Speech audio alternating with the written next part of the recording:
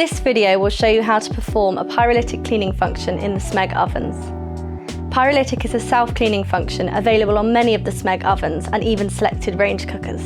Pyrolytic cleaning works by heating the oven to a very high temperature to incinerate any grease and food residue, turning it into ash that can simply be wiped away after the process. To perform this function, it's important to prepare the oven.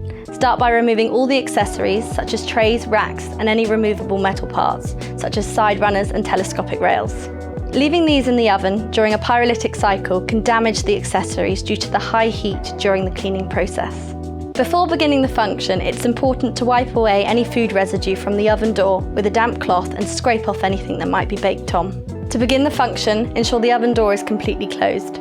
Turn on the oven and navigate the cleaning function on the control panel. Select the pyrolytic cleaning option. This is often indicated by a P. Depending on the model of your oven, there may be multiple cleaning intensities, such as light, moderate, or heavy, based on the level of soil in the oven. Choose the appropriate intensity for your needs.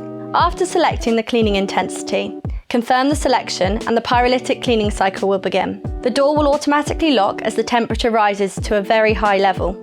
This ensures safety during the cleaning process. This can be seen on the display with the key to indicate that the oven cannot be accessed. The cycle can take between 2 to 3 hours, and the door will remain locked after the cycle finishes until it reaches a safe temperature.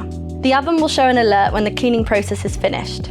Use a damp cloth to wipe away any of the ash residue left behind, and replace any accessories that were removed from the oven before the cleaning cycle.